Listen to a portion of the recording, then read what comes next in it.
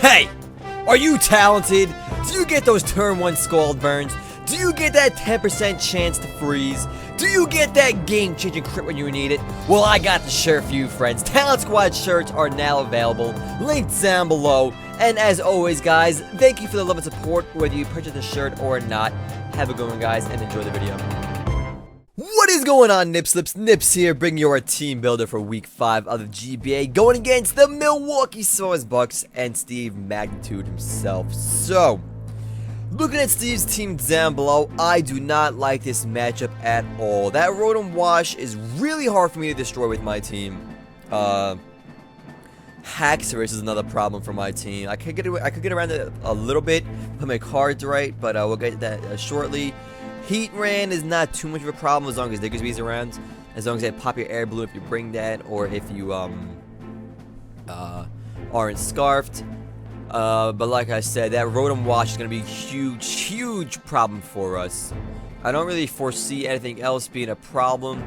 What I think Steve is going to bring this week is Rotom, Heatran, Conqueror, Shaman, Haxorus, and Mega Gardevoir. With his walls being Rotom and Heatran, and the rest being whatever they want to be. But that's what I'm predicting this week, and that's what I bet my team around. So, first up, and also guys, take note, Kecleon and Dugtrio obviously replaced with Mesprit and Alomomola. And, yep, that's all I want to say about Steve's team. Like I said, Steve's team is really, I think his matchup is pretty good against mine. Not saying it's unwinnable, but I think he has a little slight favor. Not the highest, but definitely a little slight favor. Just because his team is not bad at all, despite his record. Don't let us break it for you guys at all.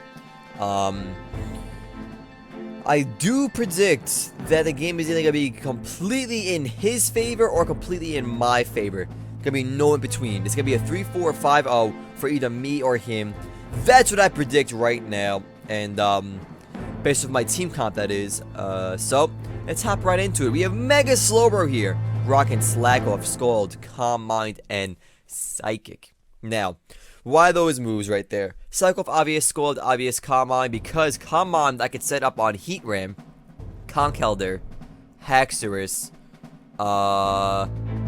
maybe Mesprit if you don't have T-Wave, and that's about it, because Sigilyph will get Energy Ball, Gardevoir will have Energy Ball, Shaman is Shaman, and I can't do anything to it, and Rotom Wash can just T-Bolt me. So, I can set up on Heatran, Conkeldurr, and Haxorus.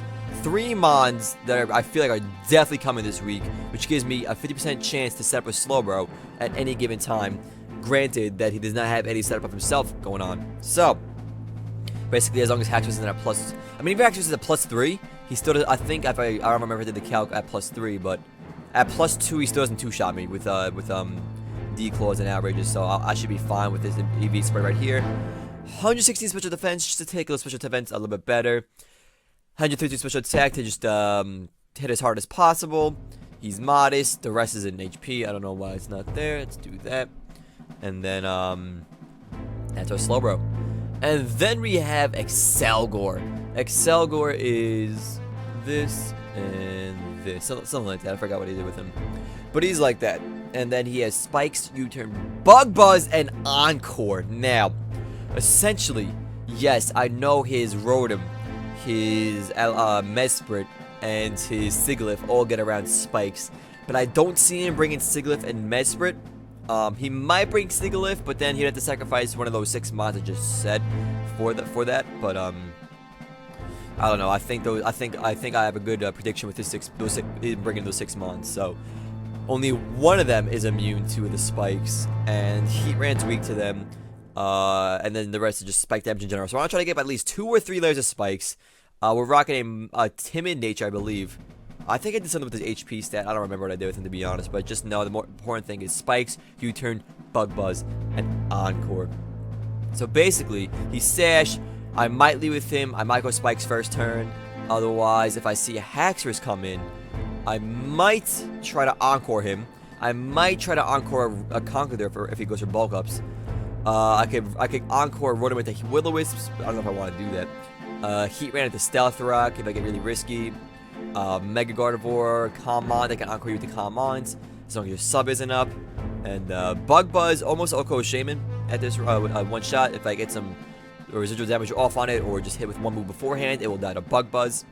As long as you're not Scarfed. Scarf Shaman's really hard for me to get around, so I don't know if he's gonna bring that. I don't know if he's gonna bring that, because he could also bring Scarfed Rotom or Scarfed Heat Ram.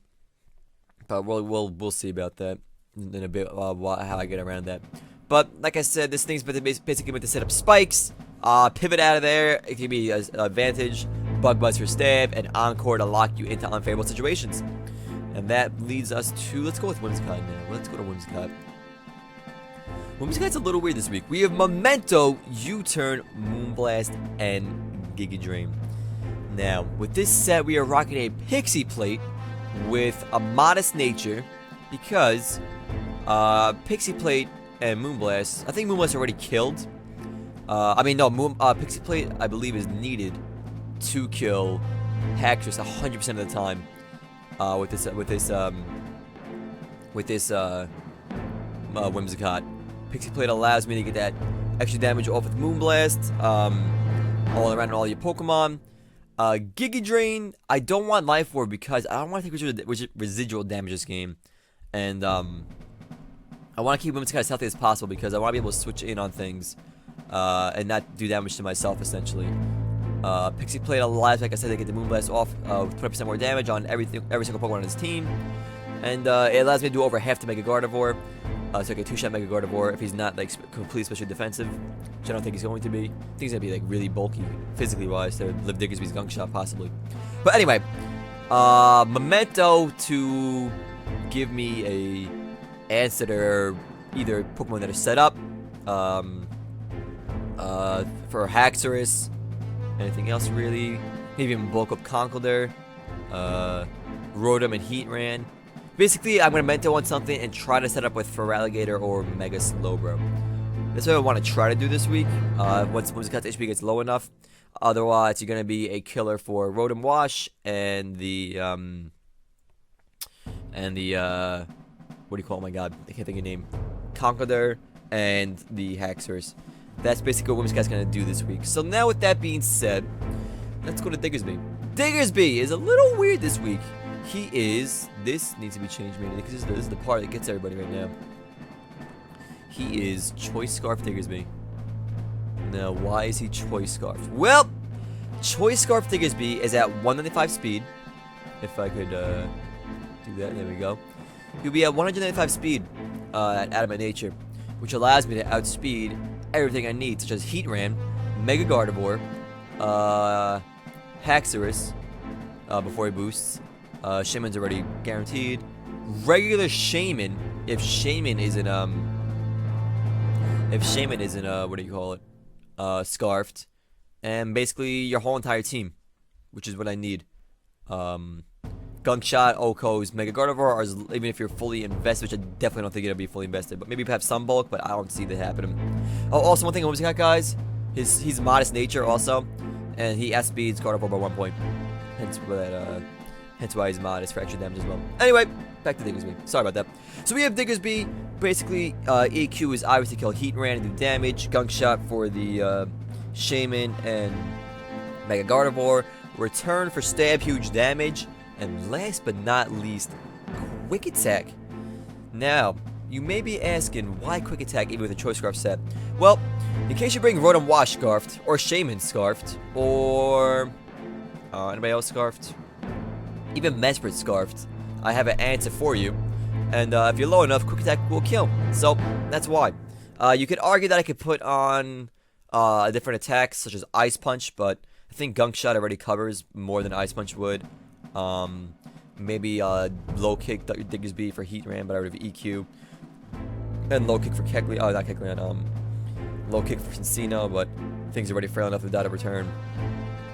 But I think this is my best set for Diggersby this week. You could argue otherwise, but I think this is the best set for Diggersby this week. Choice Scarf to do work, and hopefully it pays off. Next up, let's go Gator. Standard Gator. Does Gator things. Try to set up with him. He's Life Orb, not Lumburied. I didn't change it from last week. He's Life Orbed. So we can make him Life Orb, make him a little Happy Gator. Same thing as last week. D-Dance is set up. I can set up on if I'm doing things right, I can set up on things before Memento. If I force a switch with Feraligatr, I get a free D-Dance. I also, if Menta goes off, I get some setups with Feraligatr as well. I think at +1 should be more than enough to kill things. Maybe not the Conkeldurr, but everything else. But not Conkeldurr or Rotom. Because he's definitely going to bring bulky physical wall Rotom for Feraligatr. So I'm going to need like damage on you and maybe a +1, +2 to kill the Rotom. But otherwise, I think a +1 is enough damage-wise for everybody. Except for Scarf Shaman, because Shaman will outspeed me. Because I'll be at 195 speed as well. And you would be at like 167 times 1.5, which is roughly like 240 something, 250, low 250 something. Either way, I think this is the best Gator set, and I can't not bring Gator because Gator does Gator things and he's a phenomenon. I'm going to probably bring him every week, to be honest.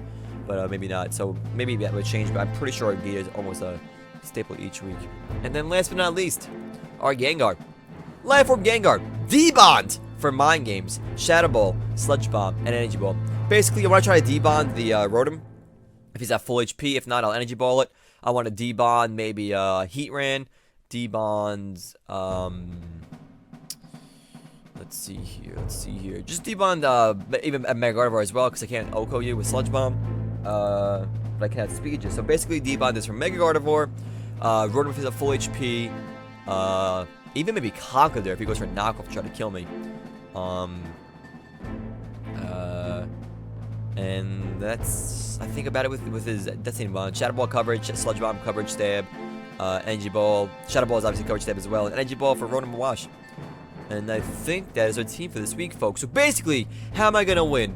Women's Complemento play is going to be huge.